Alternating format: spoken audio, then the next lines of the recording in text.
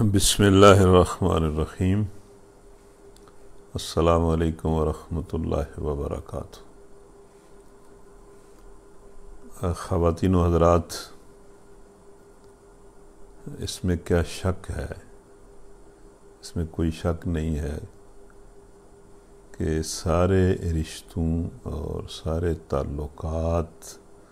میں سے گہرا رشتہ اور بڑا رشتہ لا الہ الا اللہ محمد الرسول اللہ کا رشتہ ہے۔ ہم سارے لوگ اسی رشتے سے منسلک ہیں اور اللہ کی رضا حاصل کرنے کے لیے، اس کے دین کو سمجھنے کے لیے، اپنے ذہن کو اور اپنی زندگی کو اللہ کے لیے خالص کرنے کے لیے ہم رمضان کی انتہائی بابرکت گھڑیوں میں یہ پروگرام کر رہے ہیں۔ آج رمضان کی چوتھی شب ہے اور ہمارا چوتھا پروگرام ہے، تو ہم سب اللہ کی حمد و ثنا کے ساتھ، اس کے شکر کے ساتھ اور حضور نبی کریم صلی اللہ علیہ وسلم پر درود اور سلام کے ساتھ اور اپنے لیے اور سب اہل ایمان کے لیے اللہ سے گناہوں کی مغفرت اور ہر طرح سے اس کی طرف سے فضل اور رحمت کی دعا کے ساتھ اپنے پروگرام کا آغاز کرتے ہیں۔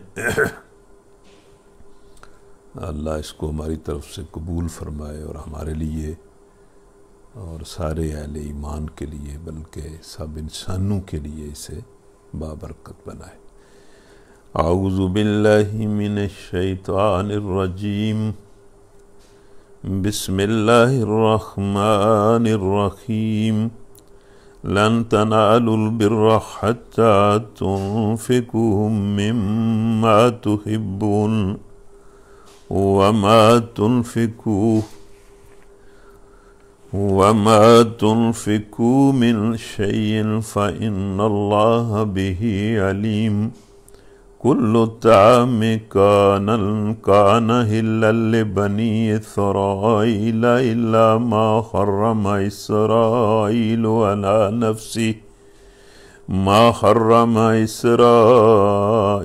على نفسه من قبل أن تنزل التوراة۔ قل فأتوا بالتوراة فاتلوها إن كنتم صادقين۔ فمن افترى على الله الكذب من بعد ذلك فأولئك هم الظالمون۔ قل صدق الله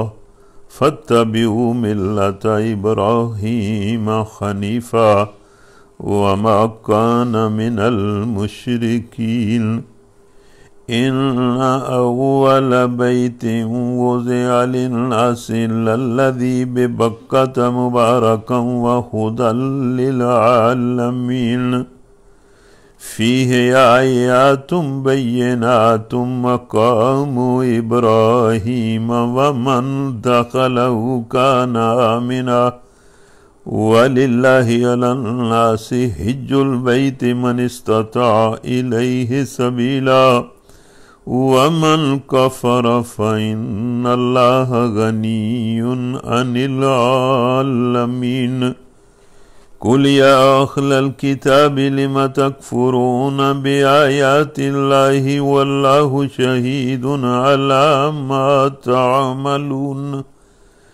قُلْ يَا أَهْلَ الْكِتَابِ لِمَ تَصُدُّونَ عَنْ سَبِيلِ اللَّهِ مَنْ آمَنَ تَبْغُونَهَا عِوَجًا وَأَنْتُمْ شُهَدَاءُ وَمَا اللَّهُ بِغَافِلٍ عَمَّا تَعْمَلُونَ۔ يا أيها الذين آمنوا إن تطيعوا فريقا من الذين أوتوا الكتاب يردوكم بعد إيمانكم كافرين، وكيف تكفرون وأنتم تتلى عليكم آيات الله وفيكم رسوله ومن يعتصم بالله فقد هدي إلى صراط مستقيم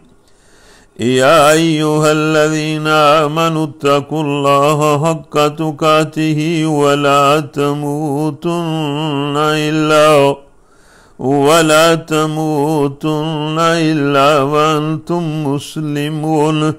واعتصموا بحبل الله جميعا ولا تفرقوا واذكروا نعمة الله عليكم إذ كنتم أعداء فألف بين قلوبكم فأصبحتم بنعمته إخوانا وكنتم على شفا حفرة من النار فأنقذكم منها كذلك يبين الله لكم آياته لعلكم تهتدون ولتكن منكم أمة يدعون إلى الخير ويأمرون بالمعروف وينهون عن المنكر وأولئك هم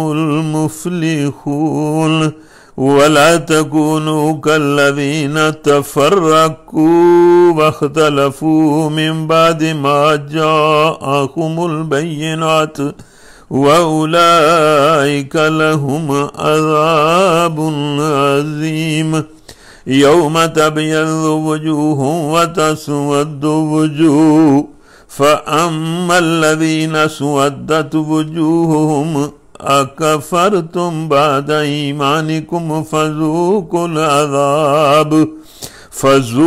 العذاب بما كنتم تكفرون وأما الذين ابيضت وجوههم ففي رحمة الله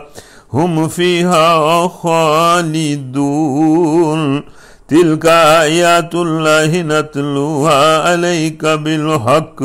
وما الله يريد ظلما للعالمين ولله ما في السماوات وما في الأرض وإلى الله ترجع الأمور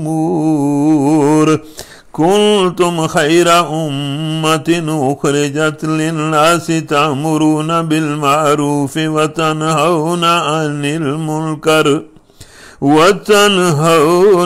المنكر وتؤمنون بالله ولو آمن أهل الكتاب لكان خيرا لهم منهم المؤمنون وأكثرهم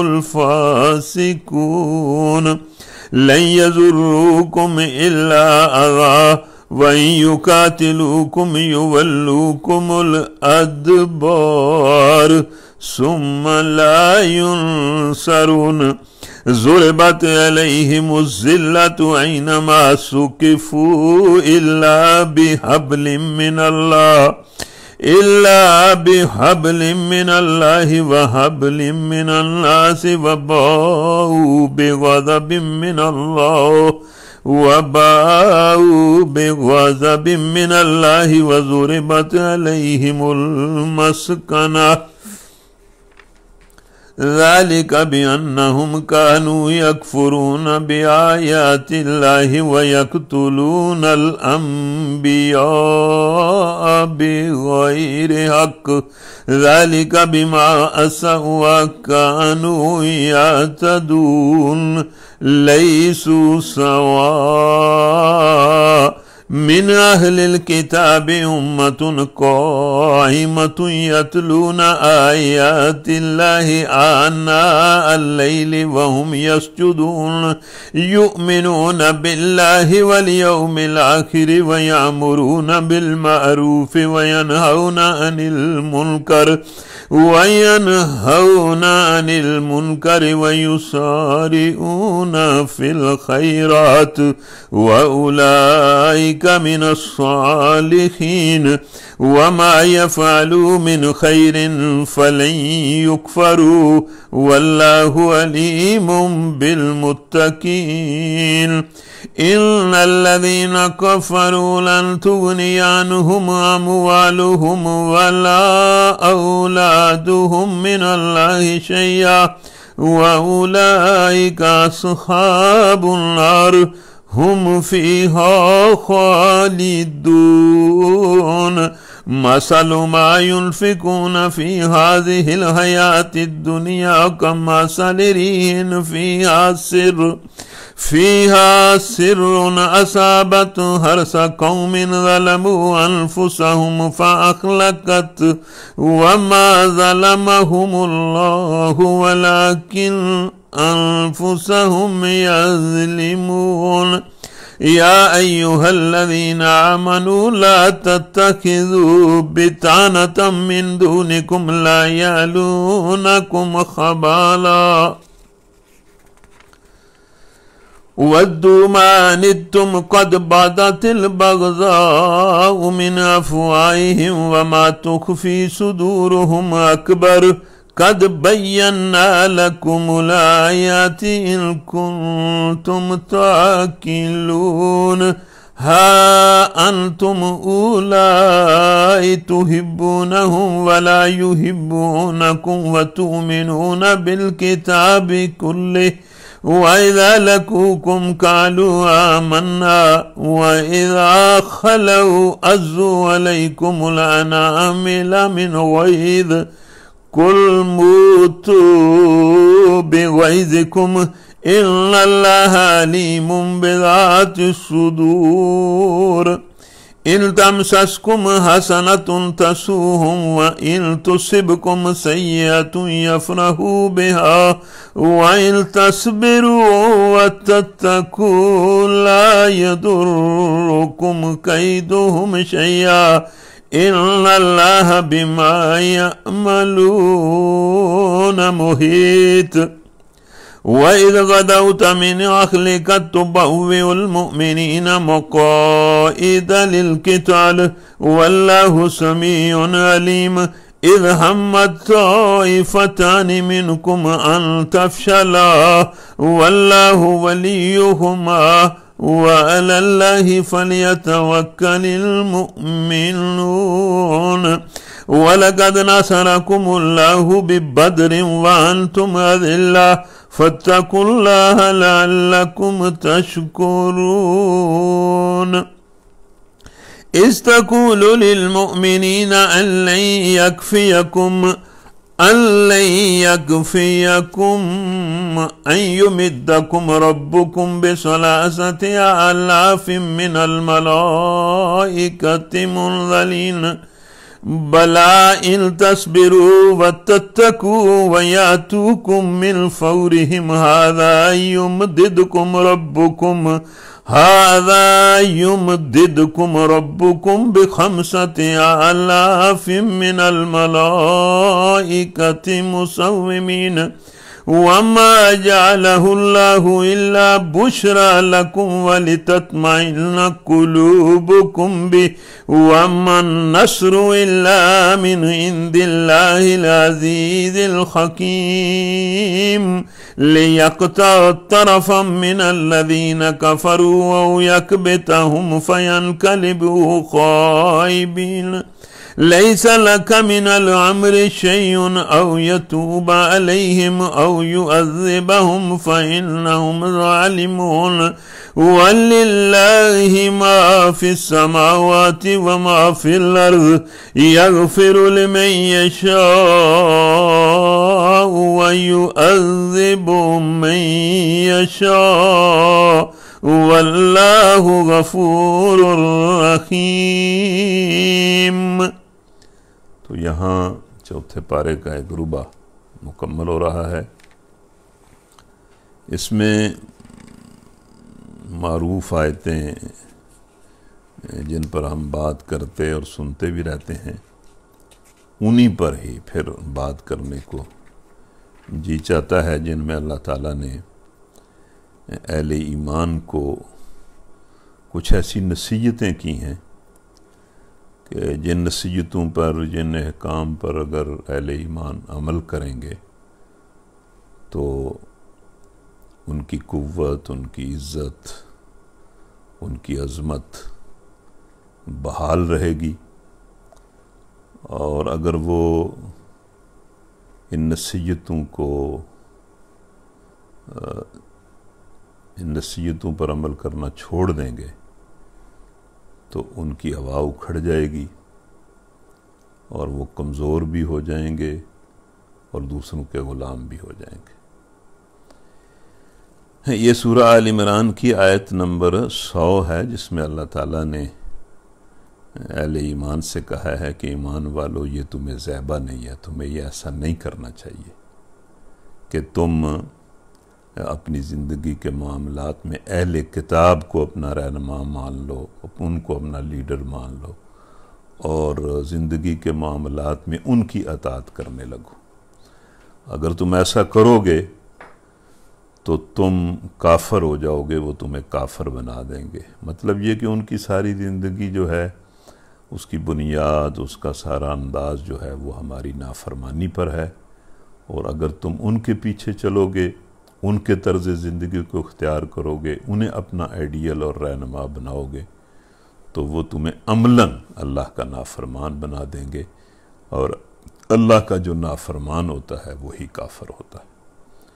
اور پھر اللہ تعالیٰ نے اہل ایمان کو احساس بھی دلایا کہ وَكَيْفَ تَكْفُرُونَ، تمہیں کفر کرنے کی ضرورت کیا ہے؟ تم کیوں کر اللہ تعالیٰ کی نافرمانی کرتے ہو اور ان یہود و نصارہ کے پیچھے چلتے ہو اور ان کی بات مانتے ہو؟ تمہیں کیا ضرورت ہے؟ ہم نے تمہاری زندگی میں تمہاری مکمل اور ہر طرح کی رہنمائی کے لیے تمہیں اپنی کتاب دی ہے۔ وَأَنْتُمْ تُتْلَى عَلَيْكُمْ آیات اللہ، تم پر تو اللہ کی آیتیں تلاوت کی جاتی ہیں، اور تمہارے پاس اللہ کی کتاب موجود ہے،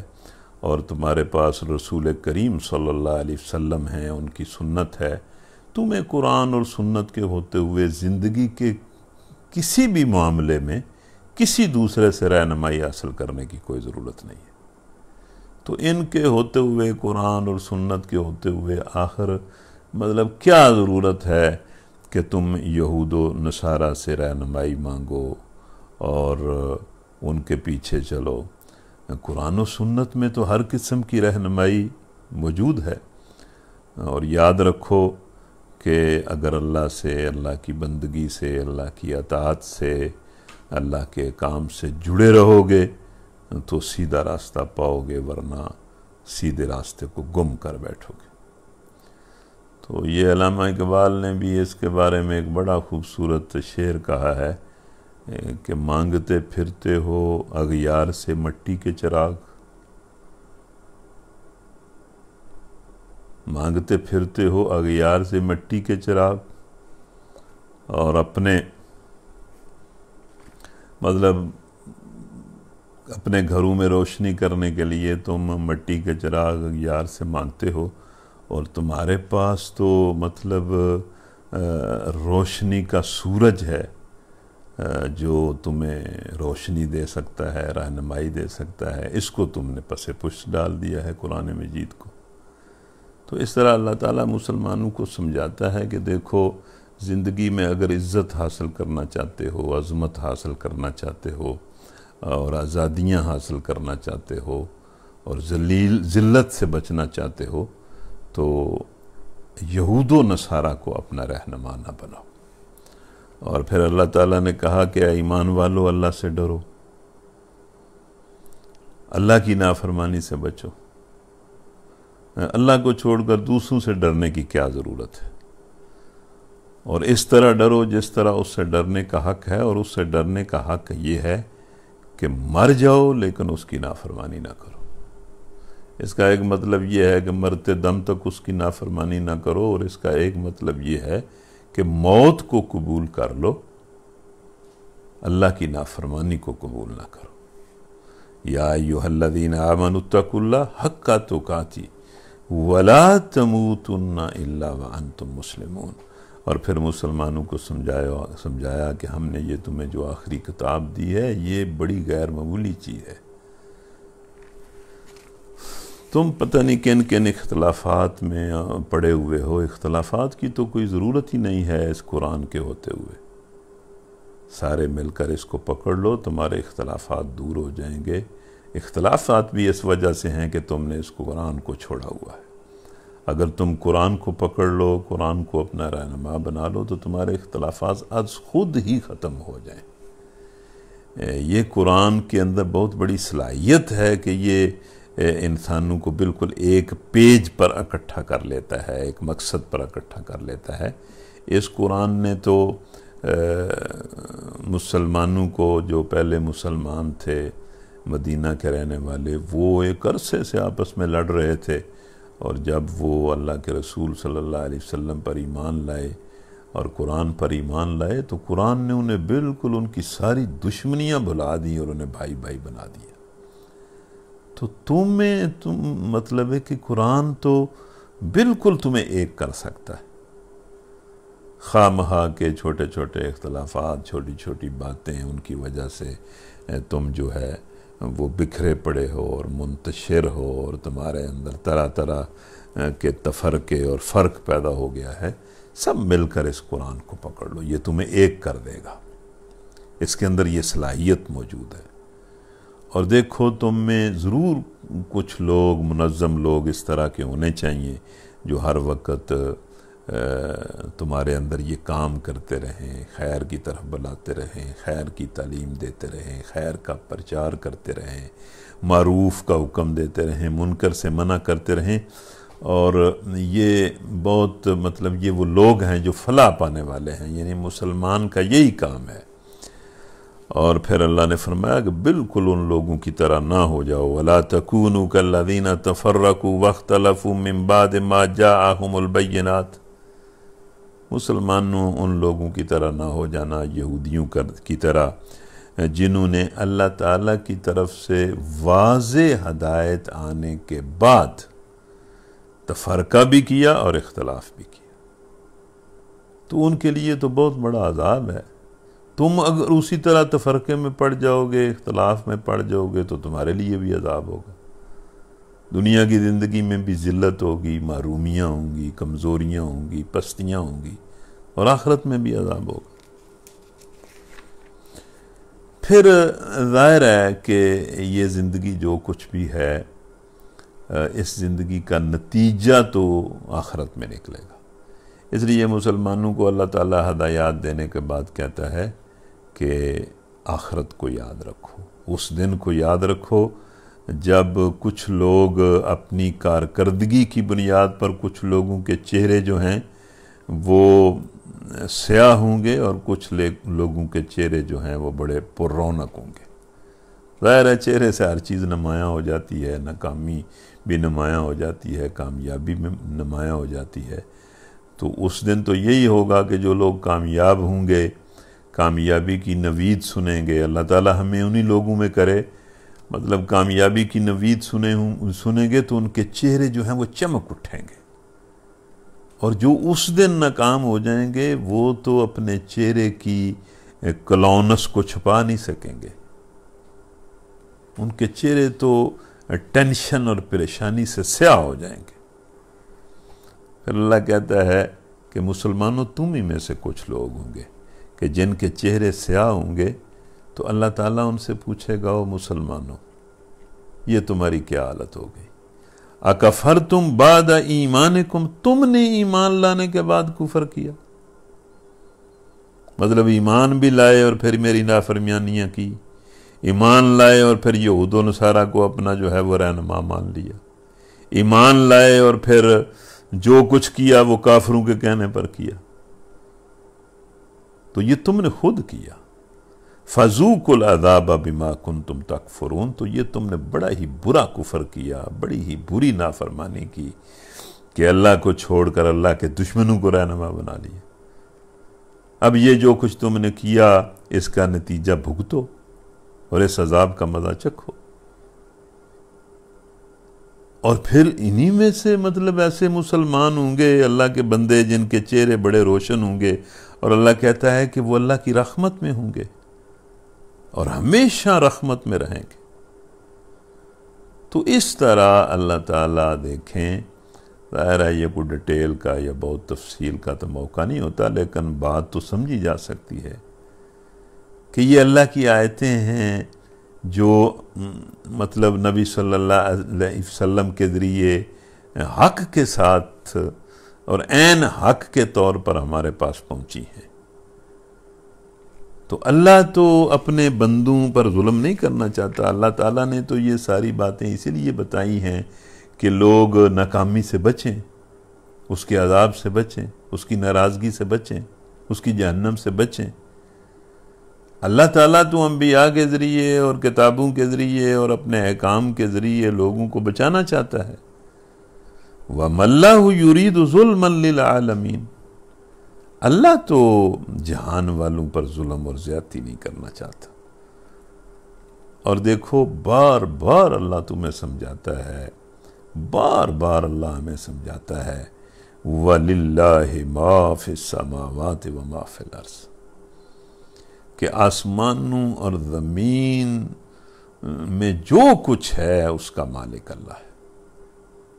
اس کا بھی مالک، چیزوں کا مالک بھی اللہ ہے۔ اور یہاں تو ایک اور بات اللہ نے کہی کہ وَإِلَى اللَّهِ تُرْجَعُ الْأُمُورُ، اور تمہارے سارے معاملات اور کاموں کا مالک بھی اللہ ہی ہے۔ مطلب یہ ہے کہ جو کچھ ہے، یہ جو چیزیں ہیں ان کا مالک بھی اللہ ہے، اور تمہارے جو معاملات ہیں وہ بھی اللہ ہی کے ہاتھ میں ہیں۔ تو اس طرح اللہ تعالیٰ نے اس حصے میں ہمیں سمجھایا ہے۔ پھر آگے جنگ احد پر سارا تبصرہ ہے، اور اس میں ایک بات 2-3 مرتبہ آئی ہے جو ایک بڑا اصول ہے کامیابی کا اللہ کے راستے میں۔ مطلب جو لوگ اپنے اندر یہ 2 صفات پیدا کرتے ہیں ان کو اللہ تعالیٰ کامیاب کر دیتا ہے۔ تو یہ جنگ کے ماحول میں، جہاد کے ماحول میں اللہ تعالیٰ نے اہل ایمان سے فرمایا کہ اگر تم تقوی اور صبر کے ساتھ چمٹے رہو گے، یعنی تقوی اور صبر کو اختیار کیے رکھو گے، تو پھر کوئی کسی قسم کا کوئی خطرہ تمہارے لیے نہیں ہے۔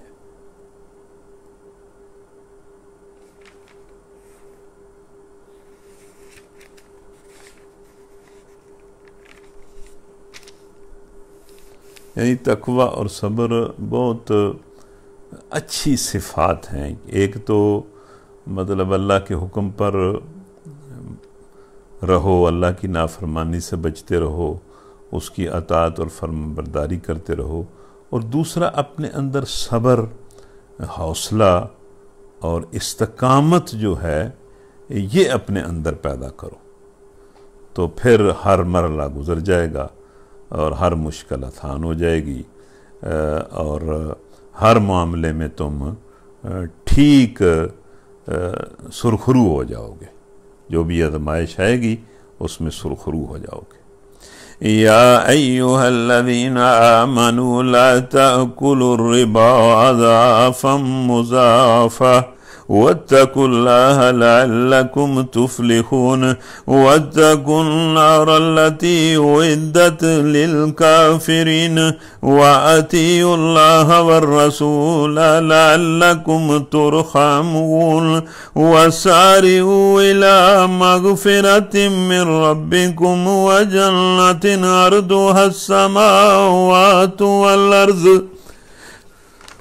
وعدت للمتقين الذين ينفقون في السراء والضراء والكاظمين الغيظ والعافين عن الناس والله يحب المحسنين والذين إذا فعلوا فاحشة أو ظلموا أنفسهم او ظلموا انفسهم ذکروا اللہ فاستغفروا لذنوبهم ومن یغفر الذنوب الا اللہ ولم یصروا علی ما فعلوا وهم یعلمون۔ اللہ اپنے بندوں کی صفت بیان کرتے ہوئے کہتا ہے کہ میرے بندوں سے اگر کوئی غلطی ہو جائے، کوئی فوش کام ہو جائے اور وہ اپنے آپ پر ظلم کر بیٹھیں تو انہیں اللہ یاد آ جاتا ہے اور وہ اپنے گناہوں کی معافیاں مانگنے لگتے ہیں، اور ظاہر ہے کہ اللہ کے سوا کون ہے جو گناہوں کو معاف کرے۔ اور میرے بندوں کی یہ صفت ہے کہ وہ جانتے بوجھتے غلطی پر اور گناہ پر اور نافرمانی پر اصرار نہیں کرتے، یعنی اگر غلطی ہو جائے، گناہ ہو جائے تو معافی مانگتے ہیں۔ تو یہ ایک صفت ہے بندہ مومن کی کہ جب بھی اس سے جو بھی کوئی گناہ کی بات ہو جاتی ہے، خواہ وہ کتنی مائنر ہی کیوں نہ ہو، تو اسے بڑا اللہ سے ڈر لگ جاتا ہے اور وہ معافیاں مانگتا ہے اور اللہ تعالیٰ اسے معاف کر دیتا ہے۔ اولئک جزاؤہم مغفرۃ من ربہم وجنات تجری من تحتہا الانہار خالدین فیہا ونعم اجر العاملین قد خلت من قبلکم سنن فسیروا فی الارض فانظروا کیف کان عاقبۃ المکذبین هذا بیان للناس وہدی وموعظۃ للمتقین۔ دیکھو یہ جو قرآن ہے یہ تو سارے انسانوں کے لیے ایک بیان ہے، ایک اعلان ہے، ایک تنبیہ ہے، اور یہ ہدایت ہے اور مطلب نصیحت ہے متقی لوگوں کے لیے۔ سارے انسانوں کے لیے تو یہ اللہ کی طرف سے ایک اعلان ہے، ایک ندا ہے اور ایک بیان ہے حق کا، لیکن جو لوگ تقویٰ کی روش اختیار کریں ان کے لیے یہ قرآن مجید سراسر ہدایت ہے اور بہترین نصیحت ہے۔ وَلَا تَخِنُوا وَلَا تَخْزَنُوا وَأَنْتُمُ الْأَعْلَوْنَ إِن كُنتُم مُّؤْمِنِينَ إِن يَمْسَسْكُمْ قَرْحٌ فَقَدْ مَسَّ الْقَوْمَ قَرْحٌ مِثْلُهُ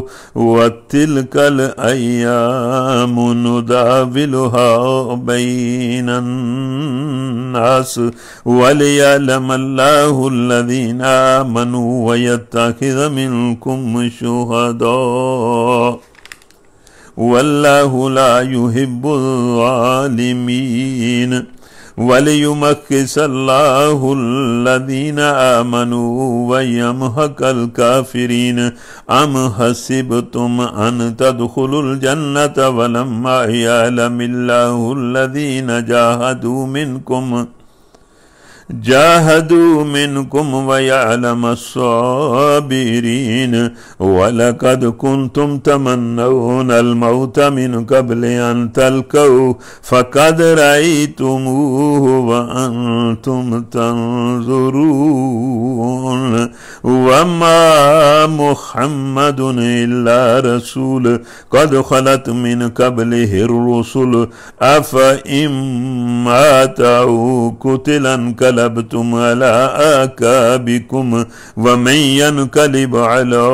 عقبيه فلن يضر الله شيئا وسيجزي الله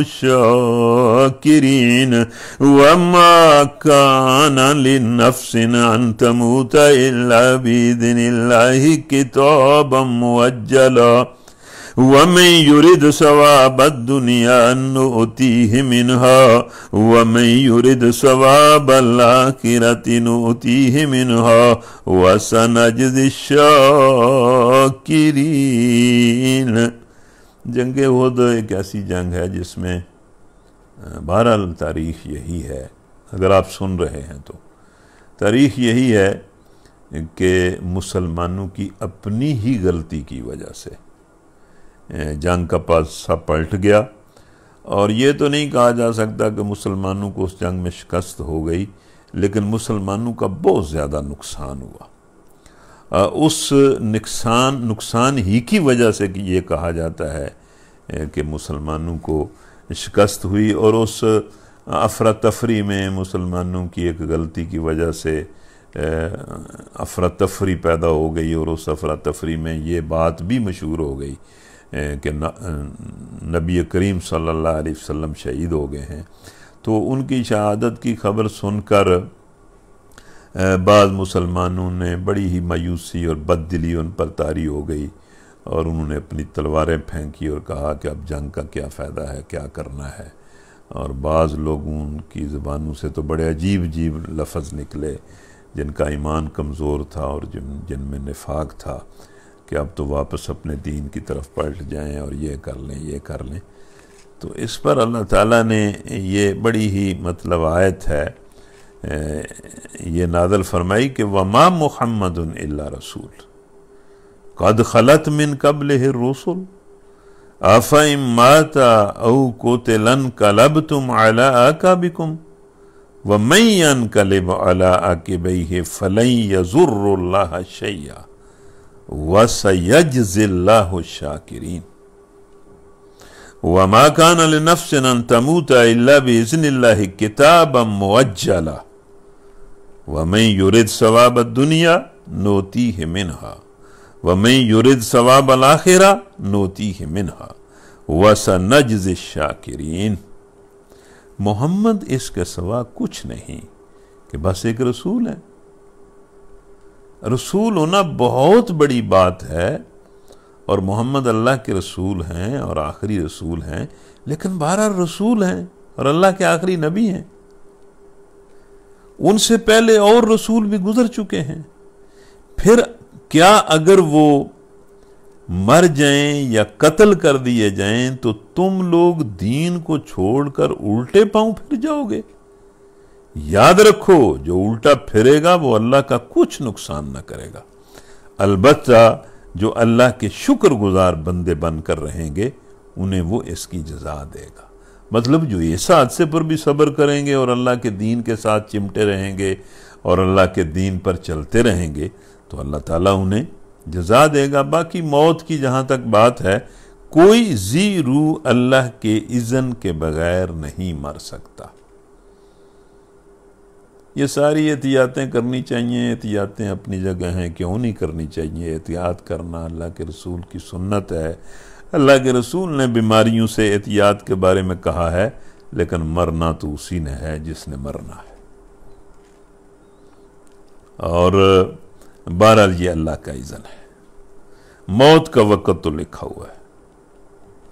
بس جو سمجھنے والی بات ہے، اور ضرور اس کو سمجھنا چاہیے کہ دنیا کی زندگی میں جو بندہ دنیا کی زندگی اس لیے گزارتا ہے کہ اسے دنیا ہی کا ثواب اور دنیا ہی کا بدلہ اور دنیا ہی کے فائدے اور دنیا ہی ملے، تو اللہ فرماتا ہے کہ ہم اسے دنیا میں دے دیں گے جتنا چاہیں گے۔ اور جو بندہ اس دنیا کو آخرت کے نقطہ نظر سے، آخرت کے اجر کے لیے، آخرت کی بھلائی کے لیے گزارتا ہے تو اس کا اجر اللہ کے ہاں محفوظ ہے، وہ آخرت میں اس کا ثواب اور بدلہ پائے گا، اور شکر کرنے والوں کو ہم ان کی جزا ضرور عطا کریں گے۔ تو شکر کرنے والے وہی ہیں جو بات کو سمجھتے ہیں اور آخرت کے لیے زندگی گزارتے ہیں۔ تو یہ جو آیتیں ہیں یہ بھی مطلب بڑی ایک لحاظ سے حوصلہ دیتی ہیں کہ ٹھیک ہے، یہ جو موت جو ہے یہ تو سب کے لیے ہے، اس موت نے تو انبیاء کو بھی نہیں چھوڑا۔ اس آیت کے بارے میں روایت آتی ہے کہ جب نبی صلی اللہ علیہ وسلم کا وصال ہوا تو مسلمان صحابہ نڈھال ہو گئے، مطلب وہ بہت ان پر غم کا پہاڑ جو ہے وہ گرا۔ تو حضرت ابوبکر صدیق کہیں تھوڑے دور تھے، وہ اپنی سواری پر آئے اور سیدھے وہ حضرت عائشہ صدیقہ رضی اللہ تعالیٰ عنہ کے حجرے میں گئے۔ اس وقت نبی صلی اللہ علیہ وسلم کو ایک دھاری دار چادر میں مطلب لپیٹا ہوا تھا، اس چادر کو منہ سے حضرت ابوبکر صدیق نے ہٹایا اور نبی صلی اللہ علیہ وسلم کا بوسہ لیا اور فرمایا کہ اے محمد بس جو موت آنی تھی وہ آ گئی، اور اس کے بعد تو کوئی موت نہیں ہے۔ اور پھر حجرے سے باہر نکلے، مسجد میں آئے تو صحابہ کی کوئی حالت نہیں تھی۔ حضرت عمر بڑے عجیب انداز سے کچھ باتیں کر رہے تھے، تو ابوبکر صدیق نے حضرت عمر سے کہا کہ بیٹھ جاؤ، وہ نہیں بیٹھے، پھر کہا کہ بیٹھ جاؤ، وہ پھر نہیں بیٹھے، اور پھر ابوبکر صدیق نے سب مسلمانوں کو، صحابہ کو اپنی طرف متوجہ کیا اور خطبہ جو ہے وہ پڑھا، ایک تقریر کی، اور اس تقریر میں یہ آیت پڑھی، وَمَا مُحَمَّدٌ إِلَّا رَسُولٌ قَدْ خَلَتْ مِنْ قَبْلِهِ الرُّسُلُ أَفَإِن مَّاتَ أَوْ قُتِلَ انقلبتم عَلَىٰ أَعْقَابِكُمْ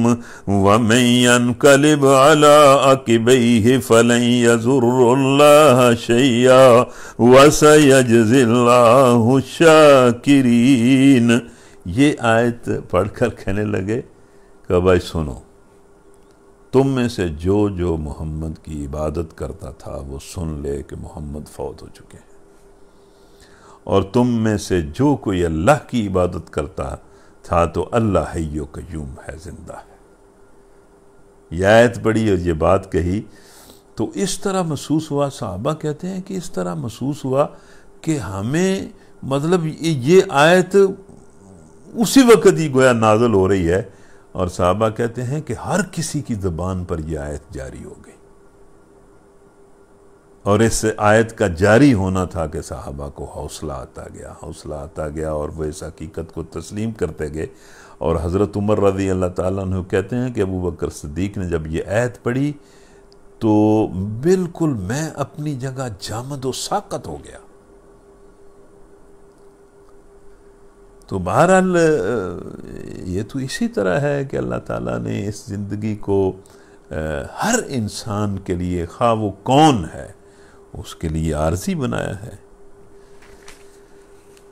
تو دوسری بھی یہ جو آیت ہے یہ بھی بڑی مطلب ہمارے لیے یہ حوصلے کی آیتیں ہیں، یہ مایوسی کی آیتیں نہیں ہیں۔ وَمَا كَانَ لِنَفْسٍ أَن تَمُوتَ إِلَّا بِإِذْنِ اللَّهِ كِتَابًا مُّؤَجَّلًا وَمَن يُرِدْ ثَوَابَ الدُّنْيَا نُؤْتِهِ مِنْهَا وَمَن يُرِدْ ثَوَابَ الْآخِرَةِ نُؤْتِهِ مِنْهَا وَسَنَجْزِي الشَّاكِرِينَ۔ کوئی زی روح اللہ کے اذن کے بغیر نہیں مر سکتا۔ جب اس کا وقت آنا ہے، جب اللہ کا اذن ہونا ہے تو پھر اس نے مرنا ہے۔ موت کا وقت تو لکھا ہوا ہے، اور اس کے لیے تیار بھی رہنا چاہیے ذہنی طور پر۔ موت کو اپنے اوپر اس طرح طاری نہیں کرنا چاہیے کہ موت کا خوف بندے کے اعصاب کو ہر وقت شل کیے رکھے، یہ کوئی بات نہیں ہے۔ ویسے میں تو اپنی زبان سے بات کر رہا ہوں، اللہ تعالیٰ جو ہے ہم سب کو یہ حوصلہ دے، ہمت دے کہ ہم موت کے لیے بالکل تیار رہیں، اور بندہ جو موت کے لیے تیار رہتا ہے اس کا یہ تیار رہنا بھی اسے نیکی پر قائم رکھتا ہے، اور جو بندہ موت سے ڈرتا رہتا ہے، بھاگتا رہتا ہے، اور بہت اس پر گھبراہٹ طاری ہوتی ہے موت کے تصور سے، اس کا یہ رویہ ٹھیک نہیں ہوتا، اور یہ رویہ اسے گناہ کی طرف اور نافرمانی کی طرف لے جاتا ہے۔ اس کا مطلب تو یہ ہوتا ہے کہ وہ اس دنیا سے بہت زیادہ ہی محبت کرتا ہے جس نے رہنا بہرحال نہیں ہے۔ اسی لیے اللہ تعالیٰ نے آگے فرمایا نا کہ دیکھیں یہ دنیا تو اسی طرح ہے، جو کوئی اس دنیا میں دنیا چاہتا ہے تو وہ دنیا پا لیتا ہے، اللہ کے فیصلے کے مطابق ہی پاتا ہے، اور اصل مقصد تو اس دنیا کا آخرت ہے۔ بندہ مومن کو تو اس دنیا میں آخرت ہی کے لیے زندگی گزارنی چاہیے، سارے معمولات، سارے زندگی کے کام کرنے چاہیے، لیکن اللہ کی حدود کے اندر رہ کر، اللہ کے احکام کے مطابق، اور اس نقطہ نظر سے کہ میں اللہ کے حکم کے مطابق زندگی گزاروں گا تو وہ اس کا اجر مجھے آخرت میں دے گا۔ تو اللہ وعدہ کر رہا ہے کہ جو اس نقطہ نظر سے زندگی گزارتے ہیں وہ آخرت میں اجر پا لیتے ہیں۔ تو یہ تو رمضان کی راتوں میں بڑی مانگنے والی دعائیں ہیں کہ اللہ ہمارے ذہن کو ٹھیک کرے اور ہمیں اس دنیا میں آخرت کے لیے زندہ رہنے کی توفیق دے، جتنی دیر بھی ہم نے زندہ رہنا ہے۔ وَكَأَيٍّ مِّن نَّبِيٍّ قَاتَلَ مَعَهُ رِبِّيُّونَ كَثِيرٌ فَمَا وَهَنُوا لِمَا أَصَابَهُمْ فِي سَبِيلِ اللَّهِ وَمَا ضَعُفُوا وَمَا اسْتَكَانُوا وَاللَّهُ يُحِبُّ الصَّابِرِينَ وَمَا كَانَ قَوْلُهُمْ إِلَّا أَنْ قَالُوا رَبَّنَا اغْفِرْ لَنَا ذُنُوبَنَا وَإِسْرَافَنَا فِي أَمْرِنَا وَثَبِّتْ أَقْدَامَنَا وَانصُرْنَا عَلَى الْقَوْمِ الْكَافِرِينَ فَآتَاهُمُ اللَّهُ ثَوَابَ الدُّنْيَا وَحُسْنَ ثَوَابِ الْآخِرَةِ وَاللَّهُ يُحِبُّ الْمُحْسِنِينَ۔ دیکھیں یہ کیسی باتیں اللہ فرماتا ہے۔ اللہ کہتا ہے جو محسن ہیں، جو نیک ہیں، جو میرے بندے ہیں، مجھ سے معافیاں مانگتے ہیں، اور ہر وقت انہیں اس بات کا خوف رہتا ہے کہ کہیں ہم کسی معاملے میں مطلب کوئی اسراف نہ کر بیٹھیں، کوئی زیادتی نہ کر بیٹھیں، اور جو مجھ سے ایمان پر اور کافروں کے مقابلے میں مجھ سے مدد مانگتے رہتے ہیں، انہیں میں دنیا کا ثواب بھی دیتا ہوں، اور میں نے دیا ہے، اور پھر بھی میں انہیں کہتا ہوں کہ اصل ثواب تو آخرت کا ہی ہے۔ مطلب صحابہ کو اللہ تعالیٰ نے، مسلمانوں کو مطلب دنیا کا ثواب دیا، فتح دی، اقتدار دیا، حکومتیں دیں، رزق میں بڑی وسعت دی، بڑی عزتیں دیں، تو اللہ تعالیٰ نے دنیا میں بھی بہت کچھ دیا، لیکن ساتھ ہی اللہ کہتا ہے کہ اس کے باوجود وَحُسْنَ ثَوَابِ الْآخِرَةِ، کہ اصل تو بہرحال جو ثواب ہے اور بدلہ ہے وہ تو آخرت کا ہی۔ جس طرح حضرت یوسف علیہ السلام کو اللہ نے حکومت دی، 80 سال انہوں نے حکومت کی، کنویں سے نکالا، تخت پر بٹھا دیا، مطلب بہت نوازا ان کو، لیکن اس کے بعد کہا کہ بھئی یہ سب کچھ میں نے دیا ہے، پھر بھی اصل اجر تو آخرت کا ہی اجر ہے، تو اصل اجر آخرت کا اجر ہے۔ دنیا بہرحال پھر بھی آزمائش ہے، آزمائش بھی ہے، اور اس کا جو اینڈ ہے وہ موت بھی ہے، فنا بھی ہے۔ تو کسی طرح بھی اس دنیا سے تو اس طرح کا دل نہیں لگانا چاہیے کہ بندہ دنیا کو بہت کچھ سمجھ کر اپنی آخرت کو ضائع کر لے۔ یا ایہا الذین آمنوا ان تطیعوا الذین کفروا یردوکم علی اعقابکم فتنقلبوا خاسرین بل اللہ مولاکم وہو خیر الناصرین۔ وہ بھئی اللہ تمہارا مولا اور مددگار ہے، اور وہ بہت اچھا مددگار ہے، وہو خیر الناصرین۔ سَنُلْقِي فِي قُلُوبِ الَّذِينَ كَفَرُوا الرُّعْبَ بِمَا أَشْرَكُوا بِاللَّهِ مَا لَمْ يُنَزِّلْ بِهِ سُلْطَانًا وَمَأْوَاهُمُ النَّارُ وَبِئْسَ مَثْوَى الظَّالِمِينَ وَلَقَدْ صَدَقَكُمُ اللَّهُ وَعْدَهُ إِذْ تَحُسُّونَهُم بِإِذْنِهِ حَتَّى إِذَا فَشِلْتُمْ وَتَنَازَعْتُمْ فِي الْأَمْرِ وَعَصَيْتُمْ مِنْ بَعْدِ مَا أَرَاكُمْ مَا تُحِبُّونَ مِنْكُمْ مَنْ يُرِيدُ الدُّنْيَا وَمِنْكُمْ مَنْ يُرِيدُ الْآخِرَةَ ثُمَّ صَرَفَكُمْ عَنْهُمْ لِيَبْتَلِيَكُمْ وَلَقَدْ عَفَا عَنْكُمْ وَاللَّهُ ذُو فَضْلٍ عَلَى الْمُؤْمِنِينَ۔ اب ان آیتوں میں اللہ کہتا ہے کہ جنگ احد میں بھی پہلے تو ہم نے تمہاری مدد کی اور تم بھی کامیاب ہوئے، فتح تو تمہارے ہاتھ میں تھی، لیکن پھر تم نے ایک امر کے معاملے میں آپس میں اختلاف کیا کہ نبی صلی اللہ علیہ وسلم نے تمہیں کہا ہوا تھا کہ اس درے کو نہ چھوڑنا، لیکن مال غنیمت کی محبت میں، قیدی بنانے کی محبت میں اور غلط فہمی میں تم نے یہ کر دیا کہ اس درے کو چھوڑ دیا، اور پھر وہ سارا کام خراب ہو گیا۔ لیکن اللہ کہتا ہے کہ پھر بھی ہم نے تم سے درگزر کیا، اور دیکھو ہم نے کس طرح تمہارے دشمنوں کو واپس لوٹا دیا، حالانکہ ان کو تم پر قدرت حاصل ہو چکی تھی، وہ بڑی تباہی مچا سکتے تھے، لیکن وہ چلے گئے۔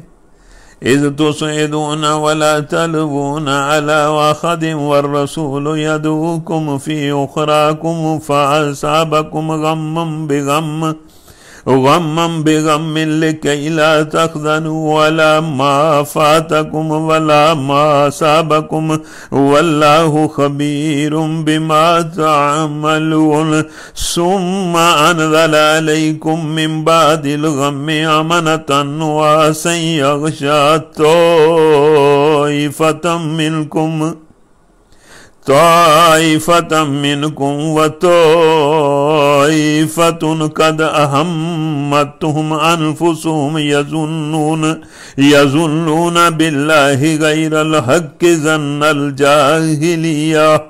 يقولون هل لنا من الأمر من شيء قل إن الأمر كله لله يخفون في أنفسهم ما لا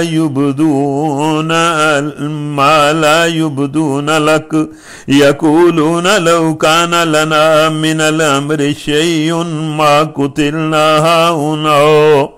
قل لو كنتم في بيوتكم لبرز الذين كتب عليهم القتل إلى مضاجعهم وليبتلي الله ما في صدوركم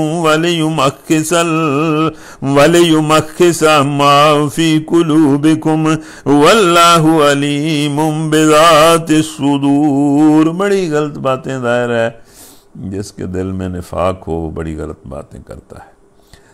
منافقوں نے اس موقع پر کہا کہ قیادت میں چونکہ ہمارا حصہ نہیں تھا اور فیصلہ کرنے میں ہمارا کوئی حصہ نہیں تھا اس لیے ہم یہاں قتل ہوئے. تو اللہ نے فرمایا کہ فیصلے کا تو سارا اختیار اللہ کے پاس ہے، اور جہاں تک قتل ہونے کی بات ہے تو اگر تم اپنے گھروں میں بھی ہوتے تو جن لوگوں کی موت ہم نے لکھی ہوئی تھی وہ خود چل کر اپنی قتل گاہوں کی طرف آ جاتے. تو مطلب یہ تو نہیں ہے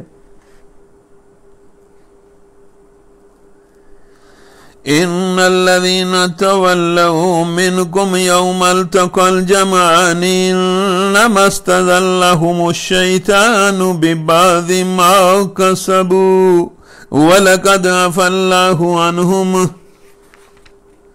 ان اللہ غفور حلیم. یا ایہا الذین آمنوا لا تکونوا کالذین کفروا وقالوا لإخوانهم اذا ضربوا في الارض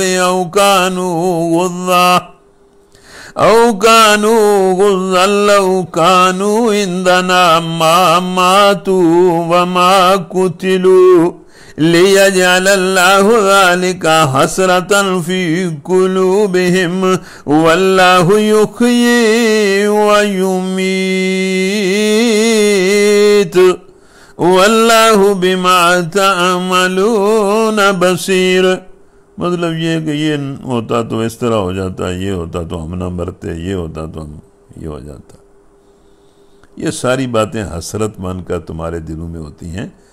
ورنہ اللہ زندگی دینے والا ہے اور موت دینے والا ہے. وَلَئِن قُتِلْتُمْ فِي سَبِيلِ اللَّهِ أَوْ مُتُّمْ لَمَغْفِرَةٌ مِّنَ اللَّهِ وَرَحْمَةٌ خَيْرٌ مِّمَّا يَجْمَعُونَ وَلَئِن مُتُّمْ أَوْ قُتِلْتُمْ لَإِلَى اللَّهِ تُحْشَرُونَ. باقی جو مر جانا ہے، اگر کوئی بندہ اللہ کی راہ میں مر جائے تو اس کا مر جانا زندگی سے بہتر ہوتا ہے. زندگی میں کیا اس نے کرنا ہے. فَبِمَا رَحْمَةٍ مِّنَ اللَّهِ لِنْتَ لَهُمْ وَلَوْ كُنْتَ فَظًّا غَلِيظَ الْقَلْبِ لَانفَضُّوا مِنْ حَوْلِكَ فَاعْفُ عَنْهُمْ وَاسْتَغْفِرْ لَهُمْ وَشَاوِرْهُمْ فِي الْأَمْرِ فَإِذَا عَزَمْتَ فَتَوَكَّلْ عَلَى اللَّهِ إِنَّ اللَّهَ يُحِبُّ الْمُتَوَكِّلِينَ. إِن يَنْصُرْكُمُ اللَّهُ فَلَا غَالِبَ لَكُمْ وَإِن يَخْذُلْكُمْ فَمَنْ ذَا الَّذِي يَنْصُرُكُمْ مِنْ بَعْدِهِ وَعَلَى اللَّهِ فَلْيَتَوَكَّلِ الْمُؤْمِنُونَ. وَمَا كَانَ لِلنَّبِيِّ أَنْ يَغُلَّ وَمَنْ يَغْلُلْ وَمَن يَغْلُلْ يَأْتِ بِمَا غَلَّ يَوْمَ الْقِيَامَةِ ثُمَّ تُوَفَّى كُلُّ نَفْسٍ مَا كَسَبَتْ وَهُمْ لَا يُظْلَمُونَ أَفَمَنِ اتَّبَعَ رِضْوَانَ اللَّهِ كَمَنْ بَاءَ بِسَخَطٍ مِّنَ اللَّهِ وَمَأْوَاهُ جَهَنَّمُ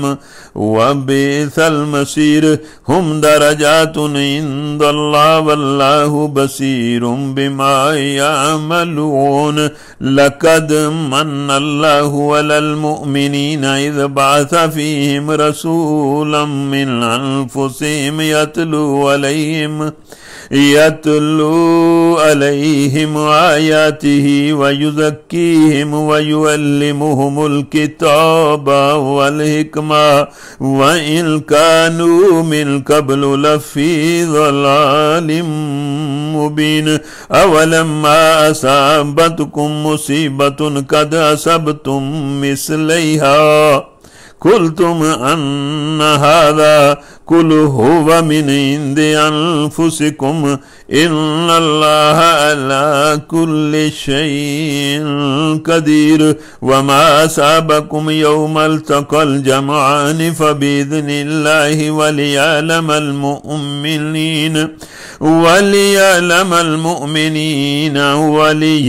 الذين نافقوا وقيل لهم تعالوا قاتلوا في سبيل الله أو ادفعوا قالوا لو نعلم قتالا لاتبعناكم هم للكفر يومئذ أقرب منهم للإيمان يقولون بأفواههم ما ليس في قلوبهم والله أعلم بما يكتمون الذين قالوا لإخوانهم وقعدوا لو أطاعونا ما قتلوا قل فادرؤوا عن أنفسكم الموت إن كنتم صادقين منافقوں نے کہا کہ اگر ہماری تم مان لیتے تو جنگ احد میں نہ مارے جاتے، قتل نہ ہوتے۔ اللہ ان سے کہہ رہا ہے کہ ٹھیک ہے تم یہ بڑی فلسفیانہ باتیں کرتے ہو، قُلْ فَادْرَؤُوا عَنْ أَنفُسِكُمُ الْمَوْتَ إِن كُنتُمْ صَادِقِينَ۔ اللہ کہتا ہے کہ ان سے کہو کہ جب تم پر موت آئے تو اس کو ہٹا کے دکھانا،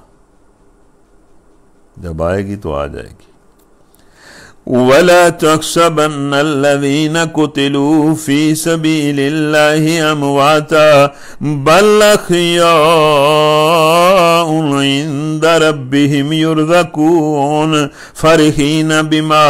آتَاهُمُ اللَّهُ مِنْ فَضْلِهِ وَيَسْتَبْشِرُونَ بِالَّذِينَ لم يلحقوا بهم من خلفهم ألا خوف عليهم ولا هم يحزنون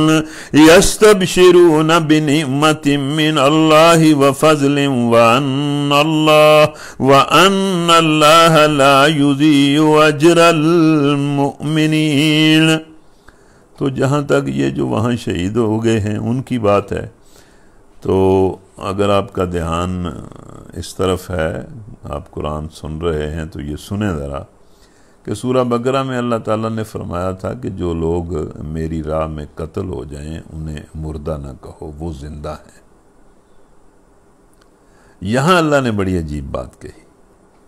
یہاں اللہ نے یہ نہیں کہا کہ میری راہ میں جو قتل ہو جائیں انہیں مردہ نہ کہو، بلکہ لفظ یہ ہیں کہ وَلَا تَحْسَبَنَّ الَّذِينَ قُتِلُوا فِي سَبِيلِ اللَّهِ أَمْوَاتًا، کہ جو لوگ اللہ کی راہ میں قتل ہوئے ہیں ان کے بارے میں یہ گمان بھی نہ کرو، شک بھی نہ کرو، سوچو بھی نہ کہ وہ قتل ہو گئے ہیں یا فوت ہو گئے ہیں، مر گئے ہیں۔ یعنی وہاں تو کہا تھا نا کہ ان کے بارے میں یہ کہو نا، یہاں یہ ہے کہ انہیں سمجھو بھی نہ، مطلب وَلَا تَحْسَبَنَّ الَّذِينَ قُتِلُوا، یہ گمان بھی نہ کرو، دل میں یہ بات لو ہی نہ کہ وہ مر گئے ہیں، بل احیا، بلکہ وہ زندہ ہیں۔ اصل میں تو وہی تو زندگی، انہوں نے تو زندگی پا لی ہے۔ بعض اموات زندگیاں ہوتی ہیں اور بعض زندگیاں اموات ہوتی ہیں۔ تو جو اللہ کی راہ میں قتل ہوتے ہیں وہ تو اصل زندگی پا جاتے ہیں، اور اتنی بڑی زندگی پا جاتے ہیں کہ تمہیں ان کی زندگی کا شعور ہی نہیں ہوتا کہ وہ کس طرح کی زندگی انہیں مل گئی ہے۔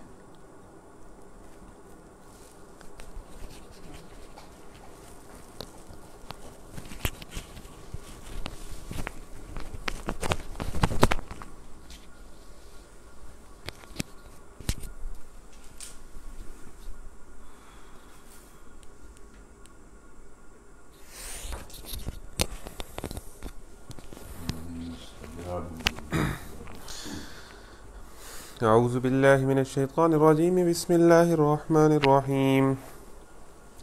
الذين استجابوا لله والرسول من بعد ما أصابهم القرح للذين أحسنوا منهم واتقوا أجر عظيم. الذين قال لهم الناس إن الناس قد جمعوا لكم فاخشوهم فزادهم إيمانا وقالوا حسبنا الله ونعم الوكيل. فانقلبوا بنعمة من الله وفضل لم يمسسهم سوء واتبعوا رضوان الله والله ذو فضل عظيم. إنما ذلكم الشيطان يخوف أولياءه فلا تخافوهم وخافون إن كنتم مؤمنين. ولا يحزنك الذين يسارعون في الكفر إنهم لن يضروا الله شيئا يريد الله ولا يجعل لهم حظا في الآخرة ولهم عذاب عظيم. إن الذين اشتروا الكفر بالإيمان لن يضروا الله شيئا ولهم عذاب أليم. ولا يحسبن الذين كفروا أنما نملي لهم خير لأنفسهم إنما نملي لهم ليزدادوا إثما ولهم عذاب مهين. ما كان الله ليظهر المؤمنين على ما أنتم عليه حتى يميز الخبيث من الطيب وما كان الله ليطلعكم على الغيب ولكن الله يجتبي من رسله من يشاء فآمنوا بالله ورسله وإن تؤمنوا وتتقوا فلكم أجر عظيم. ولا يحسبن الذين يبخلون بما آتاهم الله من فضله هو خيرا لهم بل هو شر لهم سيطوقون ما بخلوا به يوم القيامة ولله ميراث السماوات والأرض والله بما تعملون خبير. لقد سمع الله قول الذين قالوا إن الله فقير ونحن أغنياء سنكتب ما قالوا وقتلهم الأنبياء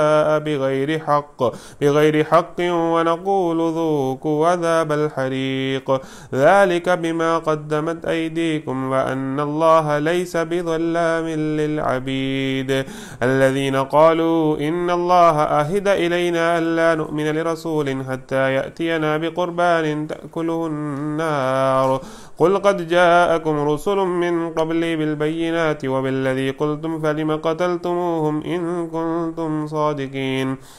فإن كذبوك فقد كذب رسل من قبلك جاءوا بالبينات والزبر والكتاب المنير كل نفس ذائقة الموت وإنما توفون أجوركم يوم القيامة فمن زحزح عن النار وأدخل الجنة فقد فاز وما الحياة الدنيا إلا متاع الغرور. لتبلون في أموالكم وأنفسكم ولتسمعن من الذين أوتوا الكتاب من قبلكم ومن الذين أشركوا أذى كثيرا وإن تصبروا وتتقوا فإن ذلك من عزم الأمور.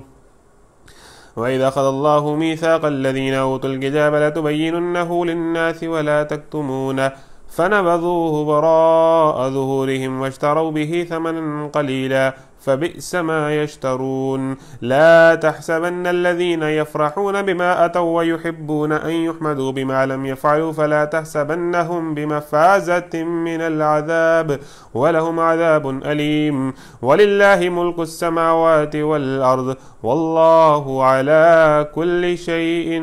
قدير. إن في خلق السماوات والأرض واختلاف الليل والنهار لآيات لأولي الألباب الثواب الذين يذكرون الله قياما وقعودا وعلى جنوبهم ويتفكرون في خلق السماوات والأرض ربنا ما خلقت هذا باطلا سبحانك فقنا عذاب النار ربنا إنك من تدخل النار فقد أخزيته وما للظالمين من أنصار ربنا إننا سمعنا مناديا ينادي للإيمان أن آمنوا بربكم فآمنا ربنا فاغفر لنا ذنوبنا وكفر عنا سيئاتنا وتوفنا مع الأبرار ربنا وآتنا ما وعدتنا على رسلك ولا تخزنا يوم القيامة إنك لا تخلف الميعاد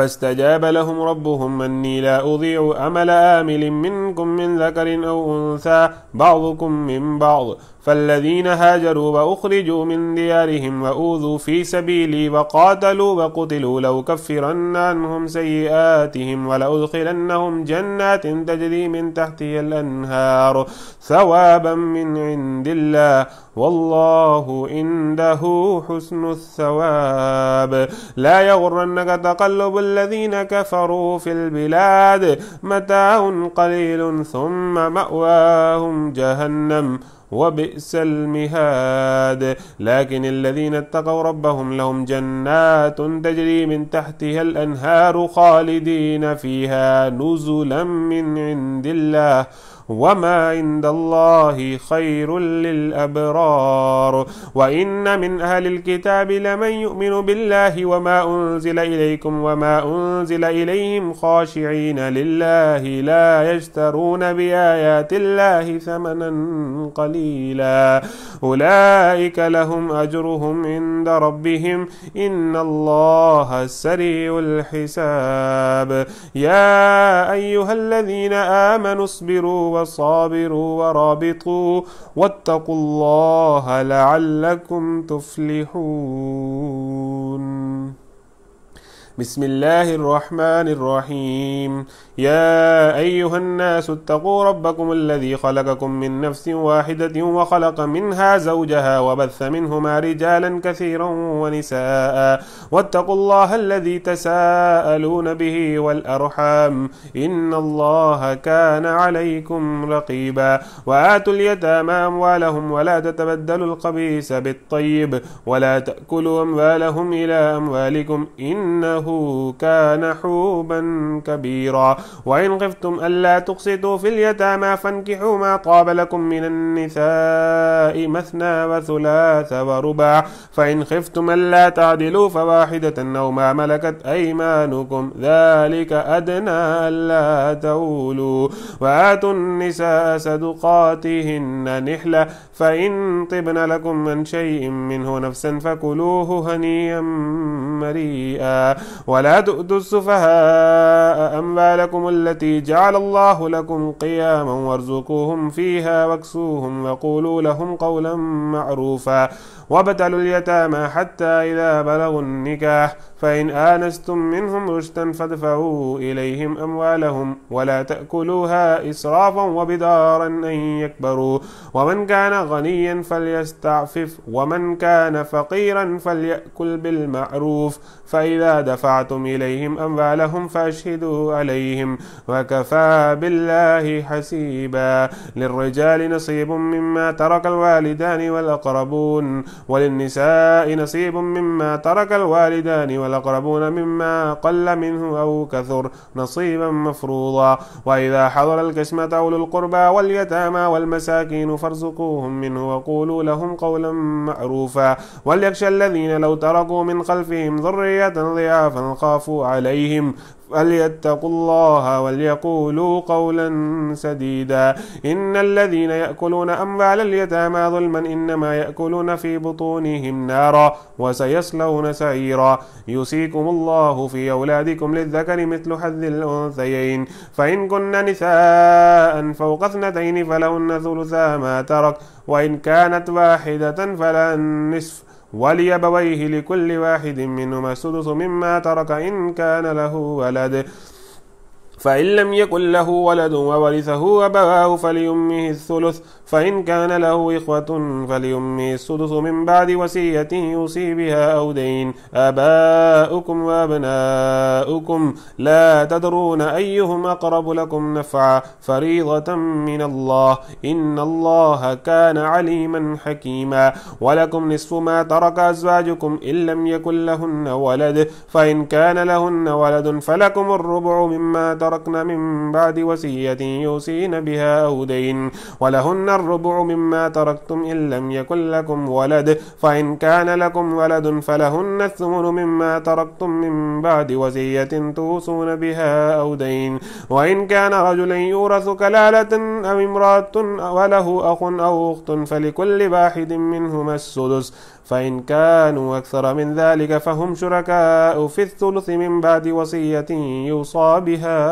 أو دين غير مضار وصية من الله والله عليم حليم تلك حدود الله ومن يطع الله ورسوله يدخله جنات تجري من تحتها الأنهار خالدين فيها وذلك الفوز العظيم ومن يعص الله ورسوله ويتعد حدوده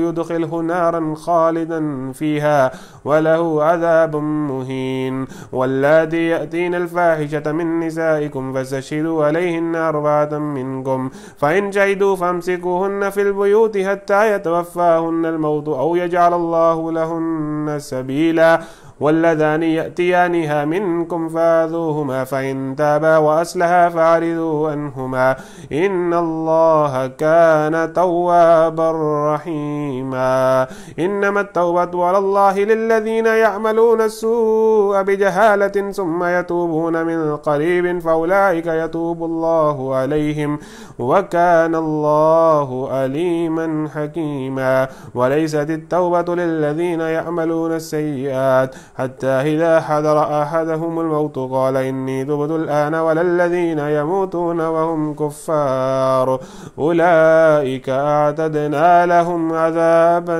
أليما يا أيها الذين آمنوا لا يحل لكم أن ترثوا النساء كرها ولا تعضلوهن لتذهبوا ببعض ما آتيتموهن إلا أن يأتين بفاحشة مبينة وعاشروهن بالمعروف فإن كرهتموهن فعسى أن تكرهوا شيئا ويجعل الله فيه خيرا كثيرا وإن أردتم استبدال زوج مكان زوج وآتيتم إحداهن قنطارا فلا تأخذوا منه شيئا أتأخذونه بهتانا وإثما مبينا وكيف تأخذونه وقد أفضى بعضكم إلى بعض وأخذن منكم ميثاقا غليظا ولا تنكحوا ما نكح آباؤكم من النساء إلا ما قد سلف إنه كان فاحشة ومقتا وساء سبيلا حرمت عليكم أمهاتكم وبناتكم وأخواتكم وعماتكم وخالاتكم وبنات الأخ وبنات الأخت وأمهاتكم اللاتي يرضعنكم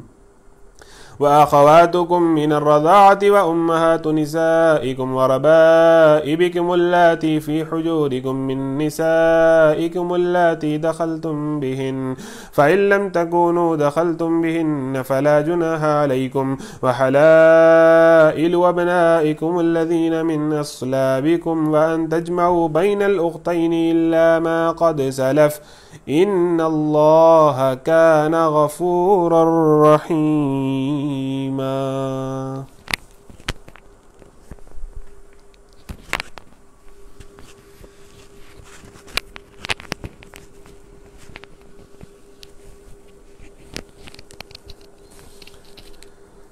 خواتین و حضرات، اللہ کرے آپ جاگ رہے ہوں اور بہت اچھی ذہنی کیفیت کے ساتھ آپ قرآن کی اس تلاوت میں اور قرآن کی کچھ باتوں کو سمجھنے کے اس پروگرام میں آپ بہت اچھی کیفیت کے ساتھ حشاش پشاش اللہ کرے آپ شریک ہوں. تو اللہ کا شکر ہے کہ آج ہمارا چوتھا پارہ جو ہے وہ مکمل ہو گیا ہے. تو ابھی 11:15 ہیں. ٹائم یہی رہے گا. آپ اپنے آپ کو ذہنی طور پر تیار رکھیں کہ یہ ٹائم 10:30 سے 12:30 ہی ہے. لیکن آپ دیکھ رہے ہیں کہ ہمارا پروگرام اسی طرح چل رہا ہے کہ ہم مطلب اپنے ٹائم سے پہلے ہی فارغ ہو جاتے ہیں. تو یہ جو دوسرا نصف اخیار نے پڑھا ہے، میں تو اخیار کو کہتا ہوں کہ ذرا آہستہ پڑھا کرے، لیکن ذرا یہ تیزی سے پڑھتا ہے. یہ چونکہ حافظ بھی ہے، اور جو حافظ ہوتے ہیں ان کی زبان پر تو حروف اور سارے وہ الفاظ چڑھے ہوتے ہیں اور تیزی سے پڑھنے میں وہ کامیاب ہو جاتے ہیں. لیکن اس کے باوجود میں آپ کی طرف سے بھی سفارش کرتا ہوں کہ یہ ذرا آہستہ پڑھا کرے اور اس کو بڑا بنا کر اور سنوا کر پڑھنے کی کوشش کریں، کیونکہ تلاوت کا اپنا ایک مقام ہے اور بہت بڑا مقام ہے. میں آپ سب کو مبارکباد دیتا ہوں،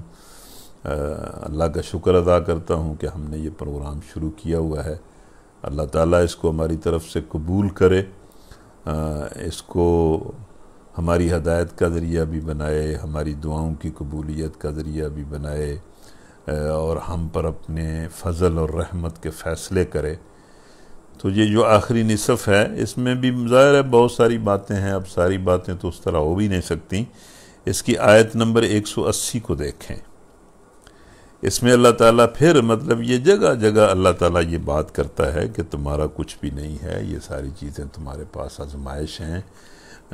اپنی جان کو اور اپنے مالوں کو میری رضا کے لیے خرچو. اس میں اللہ فرماتا ہے کہ وَلَا يَحْسَبَنَّ الَّذِينَ يَبْخَلُونَ بِمَا آتَاهُمُ اللَّهُ مِنْ فَضْلِهِ هُوَ خَيْرًا لَهُمْ بَلْ هُوَ شَرٌّ لَهُمْ سَيُطَوَّقُونَ مَا بَخِلُوا بِهِ يَوْمَ الْقِيَامَةِ وَلِلَّهِ مِيرَاثُ السَّمَاوَاتِ وَالْأَرْضِ وَاللَّهُ بِمَا تَعْمَلُونَ خَبِيرٌ. اللہ کرے آپ جاگ رہے ہوں. اللہ فرماتا ہے جن لوگوں کو اللہ نے اپنے فضل سے نوازا ہے، یعنی یہ جس کے پاس مال اولاد زیادہ ہوتی ہے، یہ اس کے دنیا میں اچھے حالات ہوتے ہیں، تو وہ یہ نہ سمجھے کہ بھائی وہ کوئی مطلب کوئی اس نے اپنی طرف سے یہ چیزیں حاصل کر لی ہیں، اس کا اپنا کوئی کمال ہے. اللہ بالکل درست بات فرماتا ہے کہ جن لوگوں کو اللہ نے اپنے فضل سے نوازا ہے پھر وہ بخل سے کام لیتے ہیں، یعنی جو کچھ اللہ نے دیا ہے اس کو وہ اللہ کی رضا کے لیے، اللہ کے راستے میں محتاج لوگوں پر اور اللہ کے دین کے کاموں میں خرچتے نہیں. وہ اس خیال میں نہ رہیں، مہربانی کریں اس خیال سے باہر نکلیں، وہ اپنی عقل مندی کے حصار سے باہر آئیں. وہ اس خیال میں نہ رہیں کہ یہ بخیلی ان کے لیے اچھی ہے. ظاہر ہے جو بندہ بخل کرتا ہے وہ تو بخیلی کو اپنے لیے اچھا ہی سمجھتا ہے. تو اللہ ان کو سمجھا رہا ہے کہ وہ اس غلط خیال میں نہ رہیں کہ یہ بخیلی ان کے لیے بہتر ہے. نہیں، یہ ان کے حق میں نہایت بری ہے. مال کو سینت سینت کر اور جمع کر کر کے رکھنا اور اسے اللہ کی رضا کے لیے خرچ نہ کرنا، یہ ان کے لیے اچھا نہیں ہے، یہ بہت ہی برا ہے. جو کچھ وہ اپنی کنجوسی سے جمع کر رہے ہیں وہی قیامت کے روز ان کے گلے کا توق بن جائے گا. اب دیکھیں اللہ تعالیٰ یہ دنیا کے اموال کے بارے میں اللہ کیا فرما رہا ہے